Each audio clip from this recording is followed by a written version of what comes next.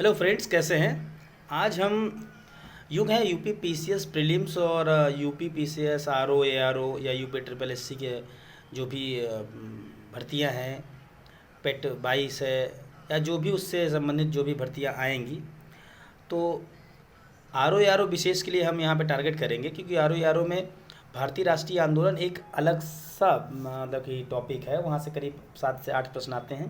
भारतीय इतिहास तो है ही है, उसमें भी यहाँ से प्रश्न पूछे जाते हैं, लेकिन इसके इतर भी एक सब्जेक्ट है भारतीय राष्ट्रीय आंदोलन। तो वहाँ उसके अंतर्गत 1885 से लेकर 1947 तक के प्रश्न प्रायः पूछे जाते हैं।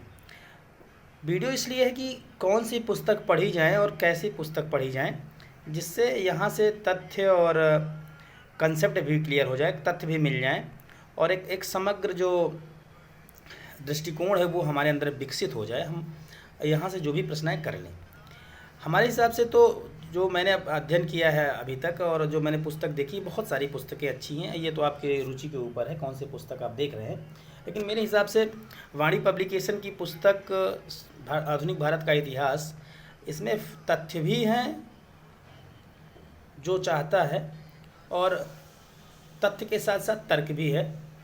मतलब यहाँ पे कंसेप्ट भी आपके क्लियर होंगे और फैक्ट तो है ही है। फैक्ट इसमें बहुत हैं और स्पेशल भी कुछ फैक्ट है बॉक्स में बना दिए गए हैं, तो मेरे हिसाब से और क्विज़ भी है। ये पुस्तक बहुत अच्छी है, मैंने इसका अध्ययन अच्छे से अध्ययन किया है और उसी से अपने ये नोट्स कंसाइज किए हैं। और साथ में यूनिक पब्लिकेशन की हिस्ट्री, ये तो बेजोड़ है, इसका कोई जोड़ ही नहीं है। अगर ये दोनों पुस्तक अच्छे से पढ़ करके एक अपना नोट्स बना लिया जाए तो मुझे लगता है यहाँ से प्रश्न जल्दी गलत नहीं होते हैं प्रायः।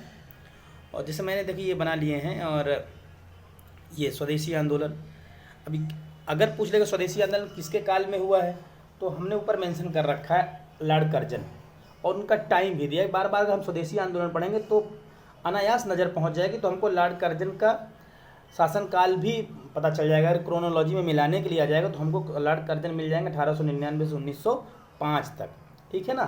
तो ऐसे हमने बिंदु दे रखे हैं और इस तरह से डायग्रामेट्री, यानी ज़्यादा लिखना ना पड़े, ये प्री के लिए है, जिससे कि ज़्यादा से ज़्यादा फैक्ट भी आपके नज़र में आ जाए और आपका काम हो जाए। तो वास्तव में वो दो पुस्तकें जो हमने बताई हैं बहुत अच्छी हैं, वाणी पब्लिकेशन की और यूनिक की, वहाँ से पढ़ लिया जाए। हाँ, ये मेरी अपनी खुद की पूंजी है, मैंने इनको कंसाइज़ किया है। बहुत जल्द मैं इन पर काम करने वाला हूँ। जैसे लॉर्ड बेवल कट गया है, लॉर्ड बेवल क्या है। अब CR फार्मूला किसके शासनकाल में आया, CR फार्मूला को और भी क्या कहते हैं, दे आउट ऑफ पम्पलेट है, CR प्लेटफॉर्म भी इसको कहते हैं। तो ये क्या उद्देश्य था उनका, मतलब बहुत अच्छे वे में दिया हुआ है डायग्राम से। आप कम चीज़ों में अच्छा ये इस बात समझ में भी आती हैं।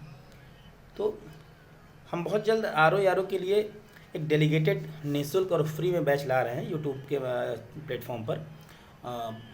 हम बच्चों ने हमको फीडबैक दिया है कि सर बोर्ड में अगर आप पढ़ा दें तो ज़्यादा बेहतर रहेगा। नोट्स तो हम प्रोवाइड ही करा देंगे, लेकिन हम अपने खुद के ये जो नोट्स हैं इनको ऐसे ही एज इट इज़ बोर्ड के माध्यम से आपको हमको कंठस्थ करवा देंगे। अगर आप नहीं अभी समझ में आ रहा है तो करवा देंगे। जैसे स्वदेशी आंदोलन है, बंग भंग, बंगाल विभाजन 1905, प्रस्ताव कब हुआ तो 7 अगस्त 1905 को। अच्छा, अंग्रेज क्या कहते थे इसको कि ये बंगाल विभाजन क्यों हुआ या क्या उसका है, तो अंग्रेज कहते थे कि प्रशासनिक समस्या है इसलिए हमने बंगाल के विभाजन कर दिया।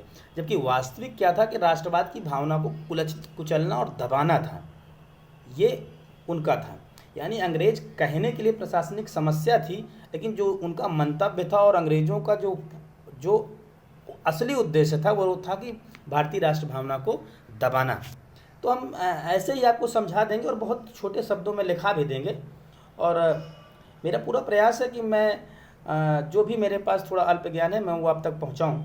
और मुझे नहीं लगता है कि इतना अच्छा आपको नोट्स कहीं अवेलेबल हो जाएगा जो व्यापारीकरण किए हैं शिक्षा का। और तो जैसे उपचुनाव कब हुआ था, तो बेबल के टाइम पे हुए थे 43 से 47 के बीच में।